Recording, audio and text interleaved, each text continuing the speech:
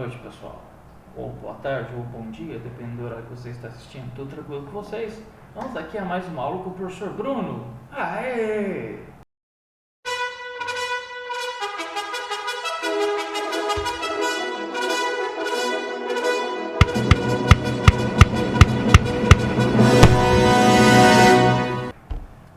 Bem, já vou pedindo desculpas pelo ruído de fundo, porque eu estou com o ventilador ligado aqui, porque, bem, Rondônia é muito quente.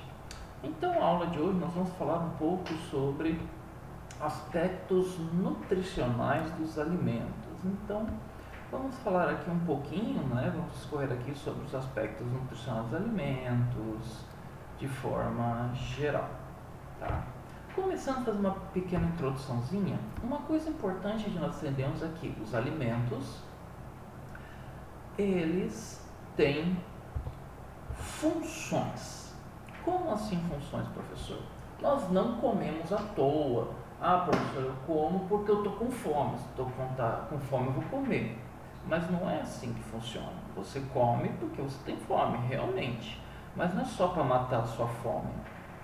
Você tem fome porque o seu corpo precisa de alguma coisa que tem nos alimentos. E essa alguma coisa são os nutrientes. Então, o seu corpo ele sente falta de determinados nutrientes. Por quê? Porque esses nutrientes vão desempenhar funções no nosso organismo.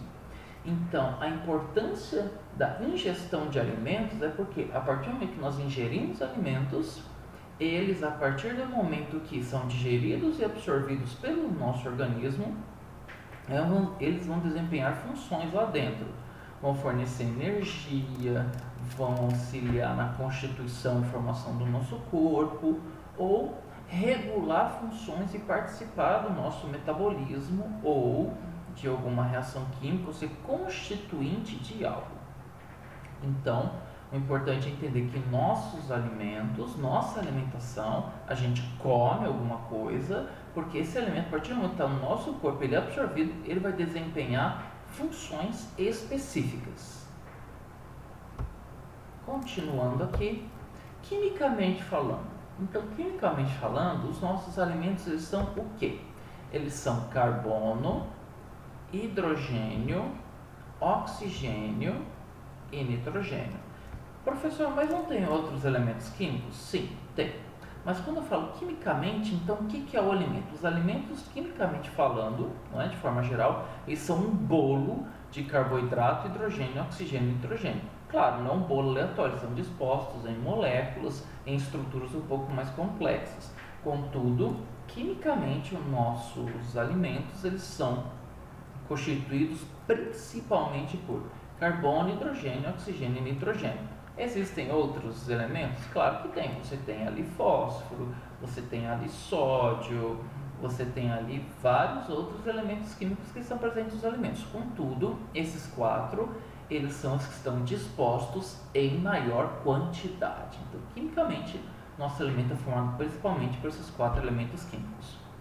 Contudo, o valor nutritivo no nosso alimento, ele é dado a partir de moléculas. Então, eu tenho moléculas bioquímicas, as biomoléculas, que elas são constituídas principalmente por esses quatro elementos químicos e elas é que vão dar o valor nutritivo dos nossos alimentos. Normalmente a gente fala, esse alimento tem tantos carboidratos, tem tantos lipídios, tem tantas proteínas. Por quê? Porque essas são as moléculas orgânicas, elas são as biomoléculas que vão dar o valor nutritivo do nosso alimento. Na verdade, o valor nutritivo dos alimentos está relacionado com a quantidade, a disposição e quais moléculas orgânicas, quais biomoléculas, moléculas bioquímicas estão presentes nele. Então, o que dá o valor nutritivo aos alimentos? São os carboidratos, são os lipídios, são as proteínas, são as vitaminas, são os sais minerais e a água. Mas professor, a água ela é um nutriente? Sim, nós podemos entender a água como um nutriente.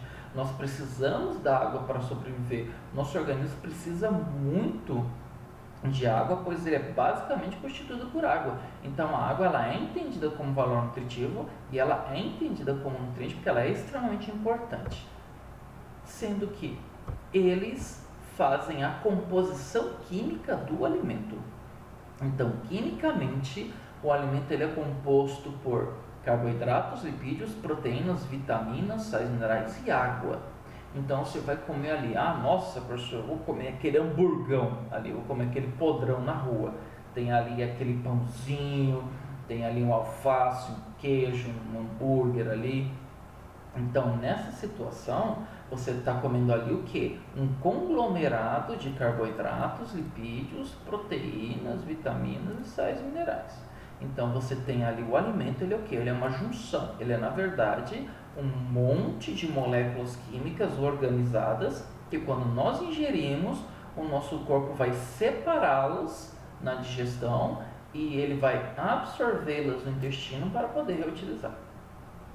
Então, quimicamente falando, os alimentos são compostos por isso, por esses elementos, por essas classificações de moléculas aqui. Uma coisa interessante é entender que os sais minerais, eles são conhecidos como cinzas quando nós vamos fazer análises. Por que cinzas, professor? Porque os sais minerais, eles são inorgânicos. Quando você faz ali uma análise de cinzas, onde você vai colocar ali o alimento na mufla e ele vai calcinar, ele só vai sobrar ali um monte de cinzas. Por quê? Porque são os compostos inorgânicos. Então você vai colocar lá o alimento, ele vai literalmente incinerar, ele vai pegar fogo e aí só vão sobrar cinzas. Essas cinzas é o que não é queimado porque ele é inorgânico. Então, por isso que os sais minerais, eles são relacionados com cinzas. A composição química dos alimentos ela é dada em porcentagem. Então, sempre quando nós vamos ali analisar o alimento, você pode perceber que ele tem tantos por cento de carboidratos, tantos por cento de lipídios, tantos por cento de proteínas. A gente percebe isso naquela tabela nutricional que vem nos rótulos. E por quê? Porque é uma forma de nós conseguirmos representar esse valor nutritivo de uma forma de fácil entendimento. Então, sempre quando eu vou dar composição química, eu não digo, aqui eu tenho tantas gramas de carboidrato. Normalmente vem a porcentagem. Tipo, você tem ali tantos por cento de tal carboidrato, tantos por cento de tais lipídios, que são traduzidos como gorduras, a porcentagem de proteínas, vitaminas, sais minerais e a água presente nos alimentos. Então, a composição química ela é dada em porcentagem, né? Que é a composição ali centesimal, que é a base, né, da composição centesimal. Continuando, os alimentos eles são ricos. Os ricos, professor, é rico porque ele tem dinheiro pra cacete? Eu sou rica! Não, tá? Eles são ricos, no caso, eles têm riqueza em quê? Em nutrientes. Cada tipo de alimento, ele é rico em um determinado nutriente em específico. Não são todos os alimentos que têm grandes quantidades de tudo. Eles têm ali quantidades específicas de nutrientes e alguns têm mais de um tipo de nutriente do que outros. Por exemplo, quando nós pegamos alimentos que são formados principalmente por tecidos vegetais, eles são ricos em carboidratos. Por quê? A base da estrutura dos vegetais são basicamente carboidratos. Tanto é que você pode perceber que a maioria, na verdade, quase todos, para não dizer todos, os carboidratos da nossa alimentação, eles têm origem vegetal. Por quê? Porque os vegetais, eles têm ali uma grande quantidade de carboidratos ali dispostos, tá? Porque a base estrutural de todas as plantas são os carboidratos. Então, você pega ali um alface, né? O alface tem muita gente que come, o alface para mim não tem gosto de nada, mas come-se, né? Principalmente no x-salada. Então, o alface, ele tem uma grande quantidade de carboidratos. Quando a gente pega ali o que? A composição centesimal, a porcentagem de nutrientes presentes ali no alface, eu tenho uma quantidade maior de carboidratos. Com tecidos de origem animal, eles são ricos em proteínas. Então, tecidos animais, quando você pega ali um belo churrasco, né? Puta vida! Um churrasco, uma carninha gorda e tal, que você vai dar aquela ingerida no fim de semana, né? Quando acabar a quarentena, claro, agora não se pode fazer aglomerações. Tecidos animais, de forma geral, são ricos em proteínas. Tanto é que a principal fonte de proteínas da nossa alimentação são carnes, ovos e outras coisas de origem animal. Ah, professor, mas tem proteína de origem vegetal, papapá. Tem gente que fala isso. Tem, mas as proteínas de origem vegetal, elas não têm a mesma qualidade que as proteínas de origem de tecidos animais. Tá? Você pode ingerir proteína de origem vegetal, mas a qualidade é menor. Eu vou abordar mais um pouquinho, eu vou falar mais ou menos o que significa essa qualidade mais para frente no decorrer da nossa aula. Então é importante entender que tecidos vegetais são ricos em carboidratos, por isso que batata tem muito carboidrato, mandioca tem muito carboidrato, inhame tem muito carboidrato, batata doce tem muito carboidrato. E por isso que tecidos animais são ricos em proteínas, por isso que ovo tem muita proteína, carne tem muita proteína, o leite tem bastante proteína. Agora nós temos cereais. Os cereais eles são de origem vegetal também, só que os cereais são mais associados a sementes vindas de vegetais e alguns outros frutos secos, né? Mas sementes em si. Uma coisa interessante é que os cereais, de forma geral, aqui se nós pensarmos em milho, aveia, trigo, lentilha, amendoim, etc., tudo que nós entendemos como cereais, não é? Eles são basicamente ricos em tudo. Então eles têm uma quantidade interessante, né? Eles têm ali uma quantidade de todos os nutrientes. Então cereais, existem cereais ricos em carboidratos, ricos em lipídios, ricos em proteínas, ricos em vitaminas e ricos em sais minerais. Então você pega ali, pega o amendoim tem muita vitamina E, o amendoim tem lipídios, o amendoim tem carboidratos, ele tem ali alguns minerais nele. Você pega nozes têm vitaminas, nozes têm alguns minerais, né, que a gente encontra em quantidades interessantes nela, e você tem ali cereais, como é o caso da soja tal, que tem proteínas. Só que uma coisa importante aqui, são proteínas de baixa qualidade. O que são essas proteínas de baixa qualidade, professor? Porque as proteínas de origem animal são de alta qualidade. Qual é a diferença? Eu vou dar uma pincelada em proteínas mais para frente, e nós temos ali aminoácidos que são essenciais e aminoácidos que são naturais. Eu abordo isso com bastante detalhes na aula de proteínas que eu coloquei aqui no meu canal. Tá? Então, qual que é a diferença? As proteínas de origem vegetal, elas têm baixa qualidade. Por quê? Porque elas não têm a quantidade de aminoácidos essenciais ideais para o consumo diário. Então, elas têm uma baixa quantidade de aminoácidos essenciais. Então, tem proteínas? Tem.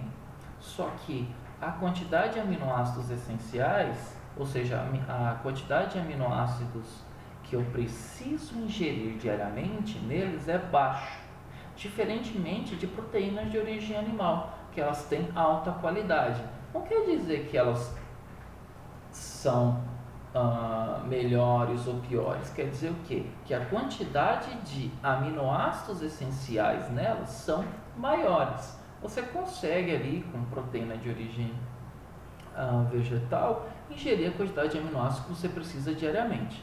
Contudo, com proteínas de origem animal, essa quantidade é suprida de uma forma melhor, então elas têm uma alta qualidade. Tá?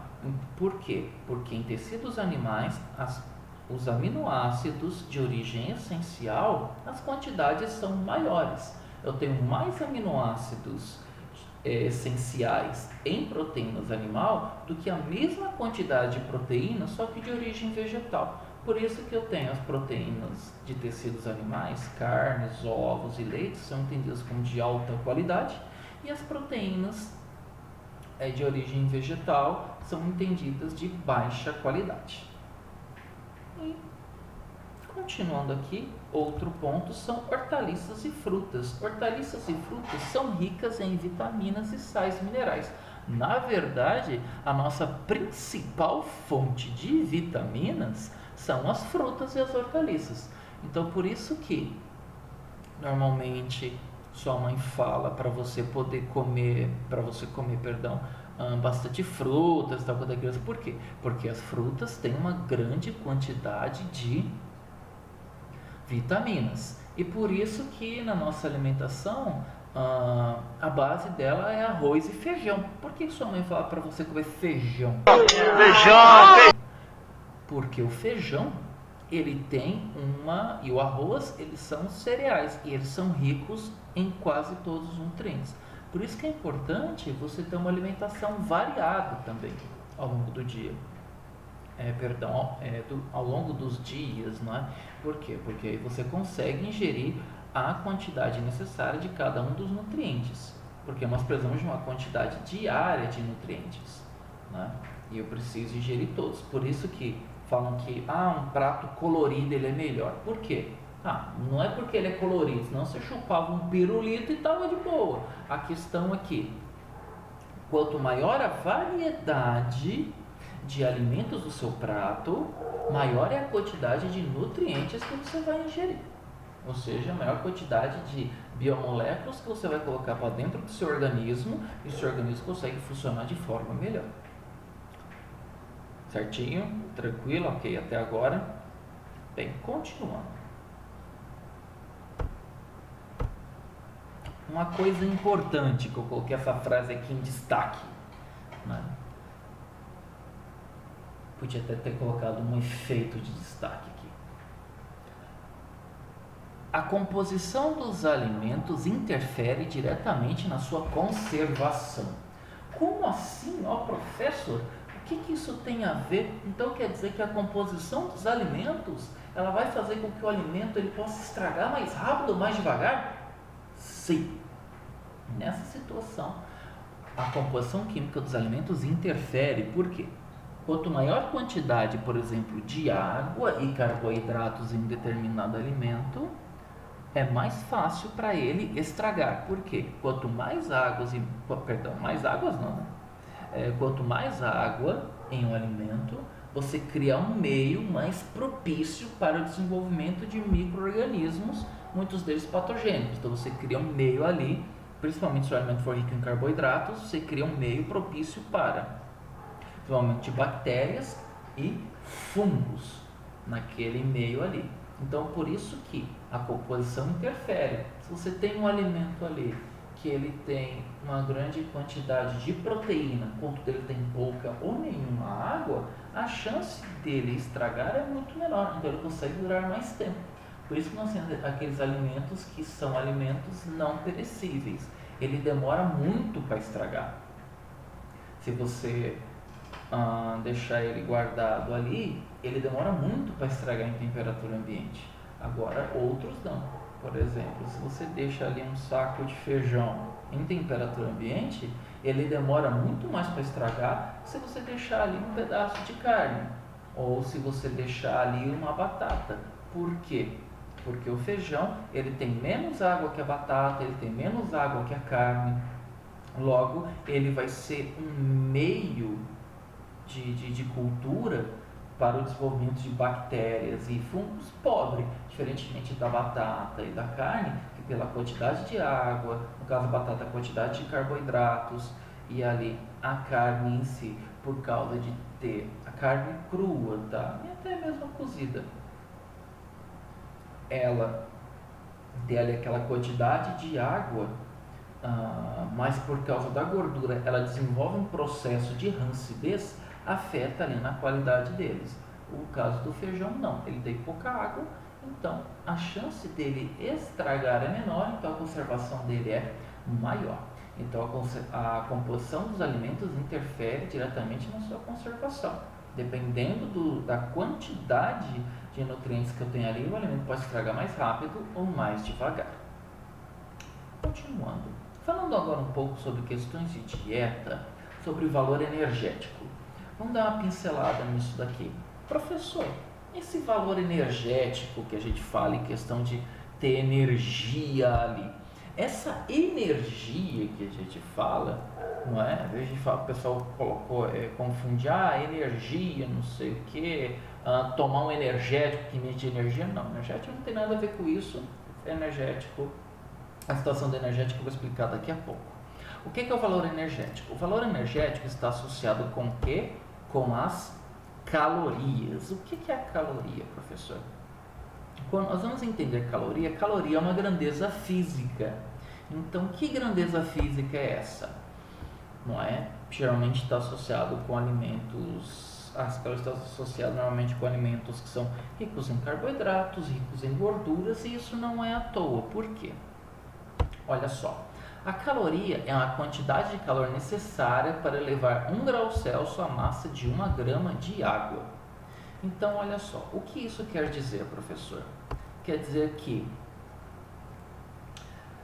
quando eu vou aquecer a água, eu preciso ali de 1 grau Celsius, eu preciso de uma caloria, uma determinada quantidade de calorias, para poder levar em 1 grau Celsius 1 grama de água.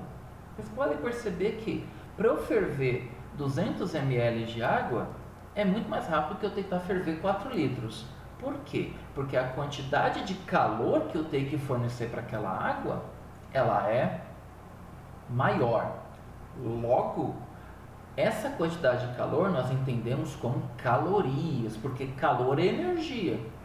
Fisicamente falando, calor é energia, e caloria é uma unidade de medida de calor, transmissão de calor, que é energia em movimento. Então, eu vou fornecendo energia para a água e eu tenho uma determinada quantidade de calor que vai fazer com que essa massa de água, esse 1 grama, aumente em 1 grau Celsius sua temperatura. Então, caloria é isso. Mas qual é a sua relação com os alimentos, professor?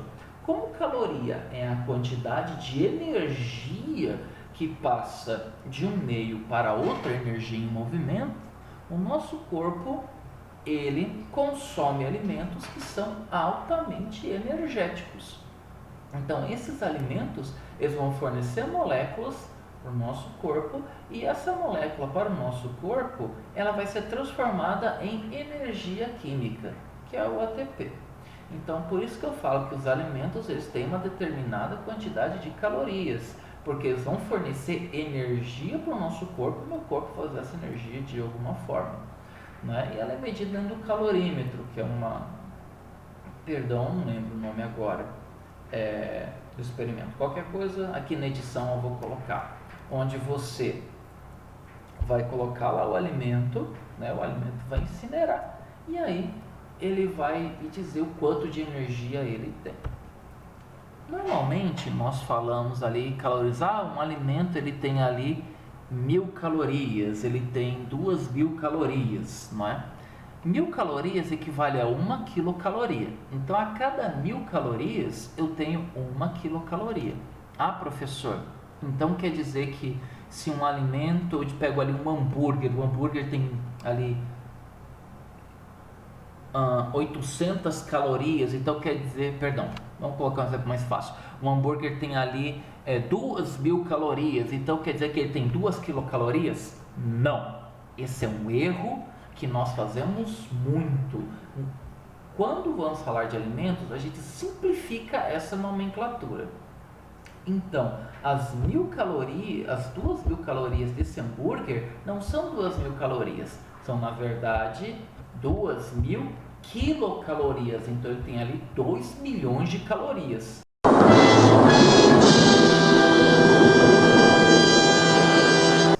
Mas só, professor, isso é muito, não sei o quê? Não, o nosso corpo ele gasta uma quantidade diária de calorias para poder desempenhar as suas funções, tá? Por isso que pessoas que vão fazer trabalhos muito pesados, pedreiros, um exemplo, tá, pessoal, quem faz trabalho manual, um pedreiro, um carpinteiro, um serralheiro, ou então atletas de alto nível, você pega ali um jogador de futebol, um halterofilista, um nadador, eles ingerem alimentos que têm muitas calorias. Eles vão comer muito arroz, muita massa, muita batata, por quê? caloria é energia. Então, quanto mais energia o meu corpo gasta, mais calorias eu preciso para poder desempenhar minhas atividades. Porque o nosso corpo, ele vai gerando energia e essa energia ele vai extrair da nossa alimentação. Então, como caloria é uma unidade de medida de energia em movimento, eu preciso ingerir uma grande quantidade de calorias para que o meu corpo possa desempenhar movimentos, ele possa realizar trabalhos e suas funções diárias. Certinho? Quaisquer dúvidas, vocês coloquem para mim que assim que possível eu vou respondendo. Ou enviem para mim lá no Google Classroom, né, os alunos meus lá da faculdade que estão assistindo isso daqui. Bem, quanto ao valor energético, existe uma necessidade energética. O nosso corpo, de forma geral, precisa de uma quantidade específica de energia. Existe uma coisa que é o homem tipo brasileiro e a mulher tipo brasileira. Quando a gente fala nesse homem tipo brasileiro e mulher tipo brasileira, eu quero dizer o quê? Eu quero dizer que é como se fosse uma média ou o homem padrão, estatura padrão, peso padrão e atividade padrão e mulher idem. Então, um homem tipo brasileiro, ele precisa de 3.000 quilocalorias diárias para poder desempenhar suas atividades. E a mulher tipo brasileira, ela precisa de 2.200 quilocalorias diárias para poder desempenhar suas atividades ali. Então, diariamente, o homem vai lá, desempenha suas atividades, a mulher também, e eles precisam dessas quantidades. Professor, isso é um valor fixo? Não, isso é uma média. Dependendo do trabalho do homem, dependendo do trabalho da mulher, eles podem precisar de mais ou menos quilocalorias, tá? Mas, professor, por que essa diferença? Porque o metabolismo do homem, ele tem diferenças em relação ao metabolismo da mulher. A estrutura do organismo do homem, ele tem diferenças de estrutura do organismo da mulher. Então, as necessidades energéticas do corpo do homem é diferente das necessidades energéticas do corpo da mulher. Bem, quando a gente fala em gasto energético, pensando nesse homem tipo, nessa mulher tipo, nesses valores que eu coloquei, os gastos energéticos diários do nosso corpo, eles são entendidos mais ou menos dessa forma. Nós gastamos ali 500 quilocalorias na cama. Quando eu falo 500 quilocalorias da cama, eu estou falando em repouso. Você ali deitado dormindo, né? Senão ia ser muito mais. Como eu já coloquei aqui, em repouso, para deixar bem frisado. Você gastaria em média 1.400 quilocalorias do trabalho, isso em renda ali de 8 horas diárias. Claro, não é quando a gente fala isso é uma média, não estou falando de um trabalho muito extenuante e nem um trabalho ali muito tranquilo, de boa, não, é como se fosse ali uma média de gasto de trabalho. Claro, pessoas fazem mais esforço físico, vão precisar de mais quilocalorias e fazem menos, precisam de menos. E 1.000 quilocalorias ali que nós gastamos em média para atividades não profissionais. As atividades não profissionais, pessoal, entende ali como você andar de um lado para o outro, você abrir a geladeira e fazer alguma coisa que não está relacionada com o seu trabalho, tá? Fora que nós temos o nosso metabolismo basal. O que é o metabolismo basal? O metabolismo basal é o metabolismo do nosso corpo, as reações químicas que o nosso corpo desenvolve, que ele faz. Ele tem uma média ali de 1 quilocaloria por minuto. Então, quer dizer que o nosso organismo, para poder desempenhar ali as reações químicas do seu metabolismo, para ele poder funcionar, ele já gasta ali em média 1 quilocaloria por minuto. Então, sem fazer nada, o nosso corpo, só pelo fato de ele fazer todo o seu metabolismo normal, ele já gasta essa quantidade aqui. Se nós fazemos mais, claro, só menos, faz menos diminuir. Faz menos diminuir não, perdão, porque isso aqui é a média. E por isso que nós temos ali a ingestão diária recomendada. Você tem ali a ingestão diária recomendada, que é o quê? Diariamente, você precisa ingerir essas quilocalorias. O seu corpo, ele gasta quilocalorias diariamente. Então, eu tenho ali que ingerir uma determinada quantidade para eu conseguir desempenhar minhas atividades. Eu não posso ingerir nem muito a mais, porque senão você guarda essa energia em forma de gordura. né? E aí vai formando esses acúmulos em volta aí da cintura, que a gente conhece como barriguinha, né? A pansex de alguns de vocês aí. Ou se você ingere menos, você pode ter problemas com desmaios tal, porque você sente fraqueza. Então você tem uma ingestão diária recomendada, porque diariamente você precisa ingerir uma quantidade de quilocalorias. Lembrando, isso não é padrão. Pessoas que ingerem mais precisam de mais. Perdão, pessoas que gastam mais energia precisam de mais. Pessoas que gastam menos precisam de menos. Falando agora sobre energéticos. Ah, professor, então energético que eu estou falando ali daquelas bebidas energéticas que eu tomo após cansaço? Não, aquelas bebidas elas não fornecem energia para o seu organismo. Ué, mas como assim, professor, não fornece energia para o meu organismo? Não, essas bebidas elas são ricas em cafeína. A cafeína ela é um estimulante. Então, quando você ingere elas, a cafeína ela vai atuar no seu sistema nervoso e ela vai inibir ali nos seus neurônios, na sinapse, que o neurotransmissor que dê a sensação de cansaço chegue ali e passe o estímulo. Então, na verdade, a cafeína ela corta a sensação de cansaço do seu organismo. Ela não vai fornecer energia para o seu corpo. Tá? Então, quais são os alimentos energéticos? O que é energético? Nós temos os carboidratos e os lipídios, que eles são as nossas principais fontes de energia. E as proteínas também. Ué, professor, mas o nosso corpo ele usa a proteína como fonte de energia? Sim, as proteínas são usadas como energia. Então, quando a gente fala em carne, só que tem uma diferença. Existe uma diferença entre os carboidratos e os lipídios e as proteínas. E qual é? Os carboidratos e lipídios, nós dizemos que eles têm combustão bioquímica completa. O que isso quer dizer? Quer dizer que a quantidade de carboidratos e lipídios que eu ingiro, eles vão ser usados para energia. Eu uso a totalidade daquela massa, a totalidade da quantidade de carboidratos e lipídios, ela é convertida em energia. Então, por isso que eu digo que isso é uma combustão bioquímica completa. As proteínas já não.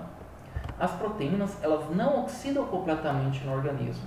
Então, as proteínas, quando elas são convertidas em energia, elas não conseguem oxidar por completo. O que isso quer dizer? Quer dizer que eu não consigo gerar ali uma quantidade interessante de energia. Então eu digo que as proteínas elas têm uma combustão bioquímica incompleta, porque não é toda a massa de proteína que vai conseguir ser convertida em energia. Carboidratos e lipídios, sim. Por exemplo, se eu tenho ali 10 gramas de carboidratos, essas 10 gramas conseguem ser convertidas em energia. Se forem 10 gramas de lipídio, essas 10 gramas conseguem ser convertidas em energia. Se eu tenho 10 gramas de proteínas e ela vai ser convertida em energia, ela não consegue converter essas 10 gramas em energia. Tem ali uma perda. Então, ela não consegue oxidar completamente. Então, olha só, aqui uns valores energéticos só para fim de exemplo, tá? Então, olha só, a cada 100 gramas desses alimentos, eu tenho essas quantidades de quilocalorias. Então, por exemplo, a cada 100 gramas de farinha de trigo, eu tenho 350 quilocalorias. A cada 68 gramas, perdão, a cada 100 gramas de batata inglesa, eu tenho 68 quilocalorias. O açúcar, 100 gramas de açúcar, tem 390 quilocalorias. O leite tem 61, a manteiga, cada 100 gramas tem 748, a maçã 60 e o repolho, a cada 100 gramas de repolho, tenho 20 quilocalorias.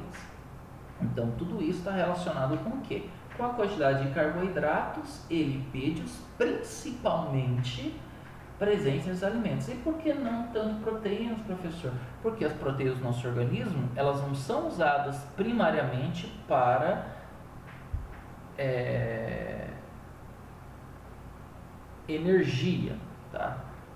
Elas não são usadas inicialmente, a função delas no nosso organismo não é energia, mas sim realizar ali a constituição dos nossos músculos, e ela tem ali uma função estrutural. Então, continuando aqui, olha só, vamos pegar aqui essa tabela total de energia presente em nutrientes. Então, olha só, para a gente entender a proporção. A cada 9 gramas de gordura, eu consigo metabolizar 9 gramas de quilocaloria. Então, quer dizer que na energia total, a cada 9, vamos colocar assim, em uma proporção de 9 quilocalorias por grama, eu consigo metabolizar 9 quilocalorias por grama. Em carboidratos, a cada 4 quilocalorias por grama, eu consigo metabolizar 4 quilocalorias por grama. Já a proteína, as proteínas a cada 5,7 quilocalorias por grama, eu metabolizo apenas 4 quilocalorias por grama. Logo, a gente percebe o quê? Que da energia total presente na proteína para energia metabolizável, eu tenho uma perda aí de 1,7 quilocalorias por grama. Então, por isso que as proteínas, elas não fornecem uma quantidade interessante de energia para o nosso corpo. Aqui eu coloquei uma coisa interessante, que o álcool, ele gera ali 7 quilocalorias por grama, contudo ele não é um nutriente. Então não adianta você aí agora achar, não, professor, então eu estou com fraqueza, eu vou tomar aqui um gorozinho, que aí eu vou ter energia para conseguir desenvolver as atividades. Não, tá? O álcool, apesar de ele gerar ali 7 quilocalorias por grama, ele não é entendido como um nutriente, tá? Porque o álcool ele gera outros malefícios no nosso organismo. Certinho? Continuando aqui. Ainda vamos falar agora de cada uma dessas biomoléculas, começando com os carboidratos. Uma coisa importante é entender que carboidratos são compostos ternários de carboidrato, hidrogênio e oxigênio.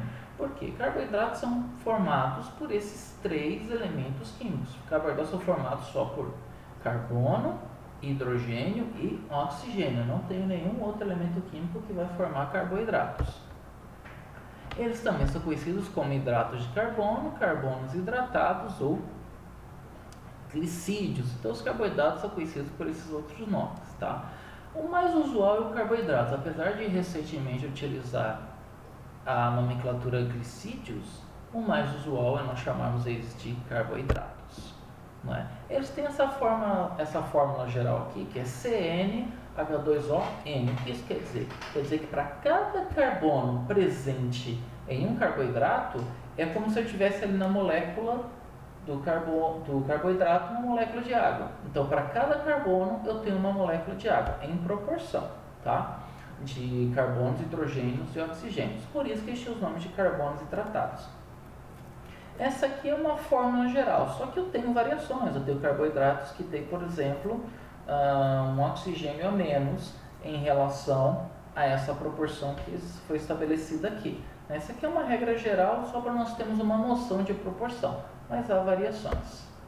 Outra coisa, eles são definidos quimicamente como polihidroxialdeídos ou polihidroxicetonas. Por quê? Porque os carboidratos eles têm ali cetonas e aldeídos, ou seja, são aldoses e cetoses.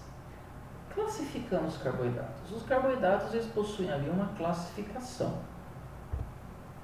Eles são classificados em monossacarídeos, que são os carboidratos mais simples que existem. Eles são constituídos em moléculas de 3 a 9 carboidratos, sendo que os mais comuns são as pentoses e as hexoses, que são as que são de interesse aqui dentro de aspectos nutricionais. Apesar que as pentoses elas vão constituir ali o DNA, né, e as hexoses que são utilizadas como energia. Então, os monossacarídeos são moléculas simples, não é? Que são açúcares, são carboidratos. Os carboidratos também são conhecidos como açúcares, tá, gente? Esqueci de falar. Então, nessa situação, esses açúcares simples, esses monossacarídeos, eles são uma molécula, como vocês podem ver aqui, os mais importantes, olha só. Eu tenho a glicose, eu tenho a frutose, e eu tenho a galactose. Então, eles são moléculas, às vezes aparecem em cadeias alifáticas, né? Cadeias abertas, às vezes em cadeias fechadas, como nesse caso que eu tenho aqui. Contudo, aqui eu tenho um exemplo de 3 frutoses.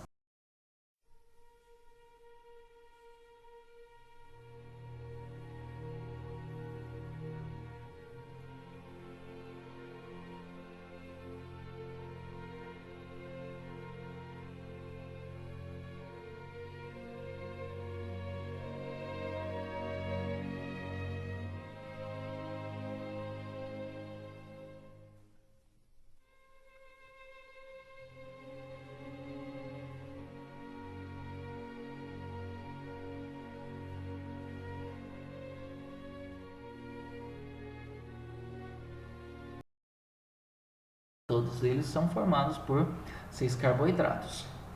6 carbonos, perdão. Os monossacarídeos, de forma geral, eles são a base de formação dos outros carboidratos. Os próximos carboidratos que eu vou citar, no caso de sacarídeos, oligosacarídeos e polissacarídeos, eles são polímeros. O que é um polímero? Um polímero é um aglomerado de monômeros. Ok, ficou na mesma. O monômero, ele é uma molécula menor. Essa molécula, ela se une a outras moléculas iguais e vai formar um polímero. Por exemplo, vamos pegar aqui os monossacarídeos. Eu pego aqui a glicose. Eu vou ligando uma glicose ou glucose, tanto faz, tá? Eu pego essa glicose, eu vou ligando ela em outras glicoses, eu vou formando ali um polímero, algo maior. É como se fosse um trem. Imagina um trem. Um trem, ele não tem ali vários vagões ligados uns aos outros? Então, imagina que cada vagão, ela é um monômero e o trem em si é um polímero. Então, imagina que a glicose ou glucose, ou os monossacarídeos de forma geral, fosse um vagão. E eu tenho vários vagões ligados, eu tenho vários monossacarídeos ligados. No final, eu tenho um trem completo com todos os vagões ligados. Da mesma forma que no final, eu tenho um polissacarídeo, eu tenho um polímero completo com vários monômeros ligados, ou seja, vários monossacarídeos. Certinho? Então, bora lá.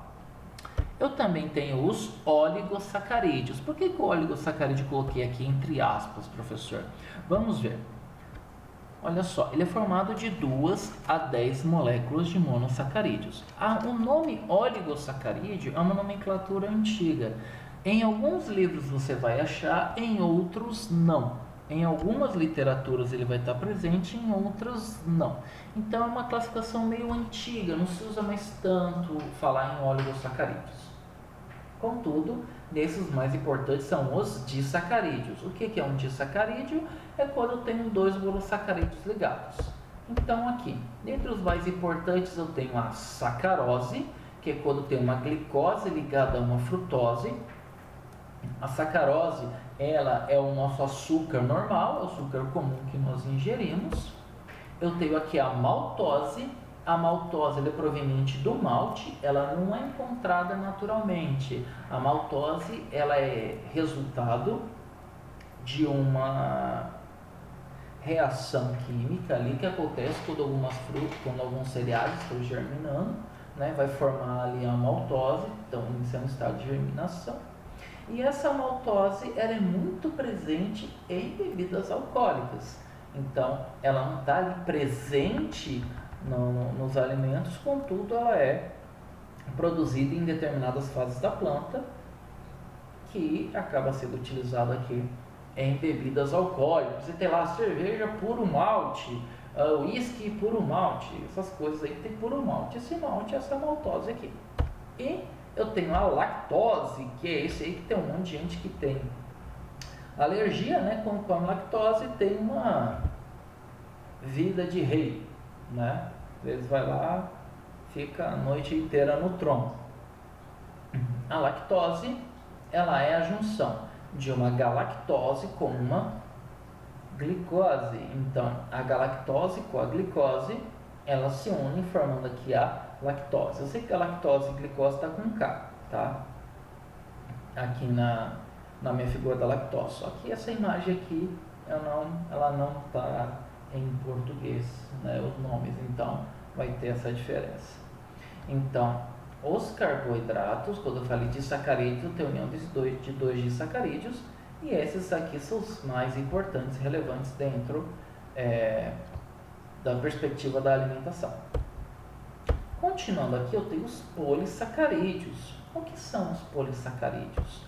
Os polissacarídeos é quando eu tenho mais de 10 moléculas de monossacarídeos. Então, os polissacarídeos são carboidratos muito grandes. Eu tenho ali os homopolissacarídeos e os heteropolissacarídeos. Qual é a diferença desses dois? Os homopolissacarídeos são formados por apenas um tipo de monossacarídeo. Os heteropolissacarídeos, eu tenho vários monossacarídeos, contudo eu posso ter um ou outro diferente. Então, o homopolissacarídeo é como se eu tivesse uma molécula de polissacarídeos formada só por glicose. Eu tenho glicose de ponta a ponta. Um heteropolissacarídeo é como se eu tivesse ali um monte de glicoses e no meio eu tenho ali uma frutose, por exemplo. E eles têm aqui função de reserva energética. Como assim, professor? Os mais comuns, os mais importantes, na verdade, são o amido, não é? E o glicogênio. Por quê? Porque eles são reservas energéticas.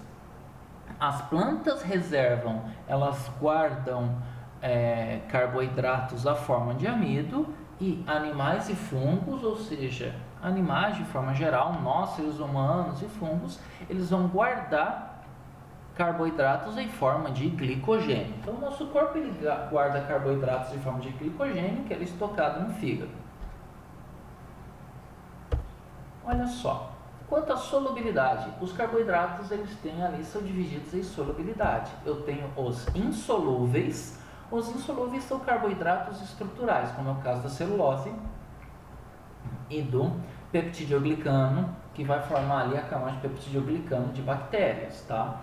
Contudo, nós temos os solúveis. Os solúveis, como é o caso aqui da sacarose, que é o açúcar que nós ingerimos ali diariamente, coloca no suco ou no nosso cafezinho. Nessa situação, é importante entender que carboidratos complexos formam glicoproteínas e glicolipídios. Eu tenho ali algumas estruturas, como é o caso das células do nosso corpo, que elas têm glicoproteínas e glicolipídios, que elas são formadas por carboidratos complexos. Agora, o que são carboidratos complexos, professor? Quando eu falo em carboidratos complexos, mas antes aqui, o amido, a sacarose e a lactose são 80% dos carboidratos em alimentos. Então, quando eu ingiro ali nos alimentos, eu falo de carboidratos, é bem provável que aquilo ali seja amido, sacarose ou lactose, porque 80% dos carboidratos de alimentos são esses três. Quando eu falo em fibras alimentares, elas são carboidratos complexos, tá? Então, eu tenho aqueles carboidratos complexos lá, que são ali glicoproteínas e glicolipídios, mas eu também tenho carboidratos complexos que são entendidos como as fibras alimentares, tá? Por que são carboidratos complexos? Porque eles são muito grandes. As fibras alimentares são carboidratos enormes, então eu entendo carboidratos complexos como carboidratos muito grandes, tá? De polissacarídeos. Por isso que as glicoproteínas e os glicolipídios, eu digo que eles têm carboidratos complexos, porque eu tenho ali carboidratos grandes ligados à proteína e carboidratos grandes ligados ao lipídio. E as fibras alimentares são carboidratos complexos. Por quê? Porque são moléculas muito grandes. Nessa situação, existe uma coisa interessante. Os solúveis são metabolizáveis. Os insolúveis não são metabolizáveis. Opa, vamos voltar aqui. Perdão. Nessa situação, quando o carboidrato é solúvel, ele é metabolizável. Então, o nosso corpo ele consegue transformar em energia. Quando ele é insolúvel, ele não é metabolizável. Logo, o nosso corpo não consegue digerir ele. E ele sai inteiro. Por isso, quando você come milho, o milho sai inteiro. Por quê? Porque eu tenho ali carboidratos insolúveis, que não conseguem ser diluídos. As fibras alimentares são carboidratos complexos e elas são insolúveis. Por isso que quando a pessoa ela tem problemas de intestino, fala para ela comer fibras alimentares, porque são carboidratos que o meu organismo não consegue digerir e elas ajudam a pessoa a conseguir fazer a eliminação, ou seja, no banheiro e fazer o número 2. Porque o meu corpo não consegue ingerir, ele vai eliminar.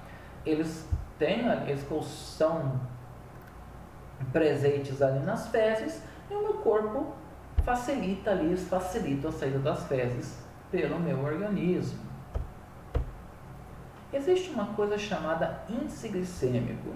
Agora aqui, quando nós falamos em alimentação, eu tenho aqui o índice glicêmico, que é o quê? Que é a velocidade que um carboidrato ele é absorvido pelo organismo e se transforma em glicose no sangue. E eu tenho a carga glicêmica. O que é a carga glicêmica? A quantidade e a qualidade de carboidratos presente em uma porção de determinado alimento. O que é isso, professor? Quando eu falo em carga glicêmica, eu estou falando o quê? É quantos carboidratos tem ali presentes no meu alimento. Então, quanto a quantidade e o tipo de carboidratos que estão presentes no alimento é a minha carga glicêmica. E o que é o índice glicêmico? O índice glicêmico está relacionado ao organismo. É a velocidade que um carboidrato é absorvido pelo organismo e se transforma em glicose no sangue. Então, eu ingiro um carboidrato. Esse carboidrato, ele é absorvido, ele vai se transformar em glicose no meu sangue para poder ser usado como energia. Essa situação de velocidade, de absorção e transformação em glicose vai gerar o meu índice glicêmico, porque ele pode demorar mais ou menos para ser transformado em glicose. Se ele demora mais, ele acumula, então vai fazer que eu tenha um índice glicêmico maior. Então a carga glicêmica, ela é o quê? É a quantidade e a qualidade de carboidratos presentes no meu alimento.